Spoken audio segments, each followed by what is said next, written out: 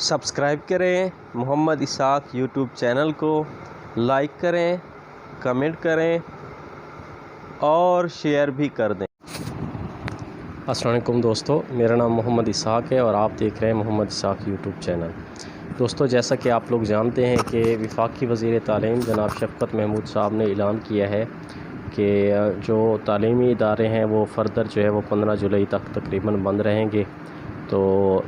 जब ये तालीमी इदारे 15 जुलाई तक बंद रहेंगे तो पाकिस्तान में जितने भी तालीमी इदारे थे, क्योंकि ये इम्तिहानात का सीज़न है, तो जो बच्चों के इम्तिहानात थे तो उनके ऊपर बहुत बड़ा एक असर पड़ा है, जिसके हवाले से जो गवर्नमेंट ऑफ पाकिस्तान है उन्होंने फ़ैसला अब ये किया है कि जो 9th और 10th क्लास के बच्चे हैं तो उनके हवाले से जो है वो स्ट्रेटजी अलग बनाई जाएगी, और इसी तरह जो 11th और 12th के बच्चे हैं उनके हवाले से और 9th और 10th के हवाले से जो बच्चे हैं उनके हवाले से एक ही स्ट्रेटजी बनाकर तो इन बच्चों को जो है वो पास कर दिया जाएगा। जिनमें उनके पास करने का एक मियार है, उन्होंने ये रखा है कि जो 9th क्लास के बच्चे हैं उनका जो रिज़ल्ट है तो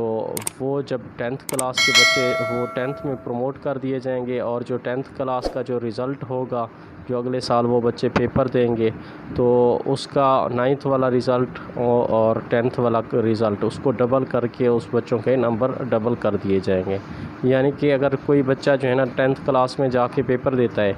जो उस क्लास में उसके पेपर में जो नंबर होंगे टोटल, तो वही टोटल नंबर वो 9th क्लास के भी लगा देंगे। इसी तरह जो 9th क्लास के बच्चे हैं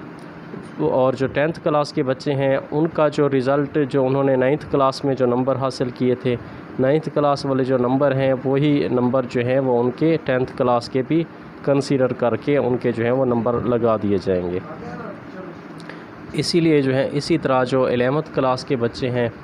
उन 11th क्लास के बच्चों का जो रिज़ल्ट है वही जो है ना वो 12th क्लास के बच्चों को नंबर दिए जाएंगे, और वही नंबर लगा के वो जो है ना वो बच्चे आगे जाके कॉलेजेस या कॉलेजेस वगैरह में जाके दाखिला ले सकते हैं। अब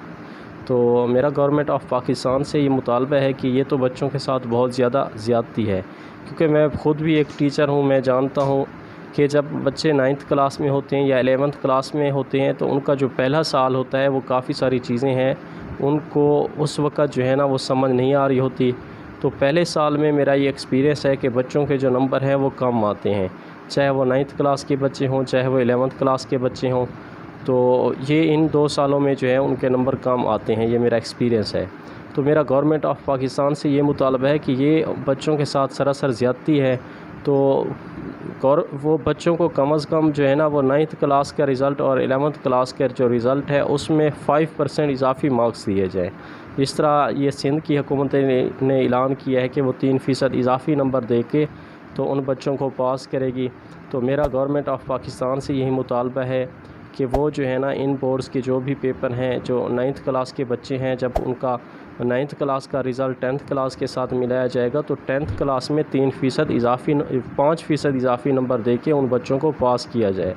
क्योंकि उन बच्चों ने डेफ़िनेटली जो है वो 9th क्लास से अच्छा रिज़ल्ट देना था। क्योंकि एक साल बच्चे जो है वो 9th क्लास में पढ़ चुके होते हैं, और उसके अलावा जो उनकी एज है वो एज वाइज़ भी बड़े होते जा रहे होते हैं, तो वो एज वाइज़ भी काफ़ी सारे मैच्योर हो चुके होते हैं। तो उस मैच्योरिटी का जो फ़ायदा है उनको वो 10th क्लास में और इधर 12th क्लास में लाजमी मिलता है। तो ये जो है एक तरह से बच्चों के साथ ज़्यादती है। इसी तरह जो सप्ली वाले बच्चे हैं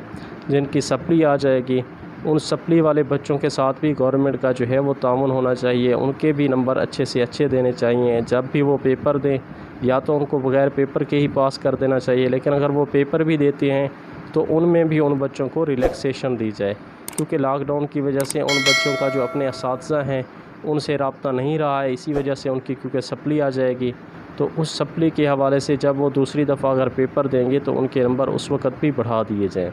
ताकि इस तरह जो है वो गवर्नमेंट ऑफ पाकिस्तान जो है वो एक समझदारी से काम लेते हुए बच्चों को ज़्यादा से ज़्यादा लॉस ना करें। क्योंकि यही बच्चे जब मुख्तलिफ़ यूनिवर्सिटीज़ या इदारों में जाएंगे या कॉलेजेस वगैरह में जाएंगे तो वहाँ पे एक मेरिट सिस्टम होता है। अगर बच्चों के नंबर कम होंगे तो इन कम नंबर की वजह से जो है ना वो बच्चों के ऊपर एक बहुत बड़ा असर पड़ सकता है।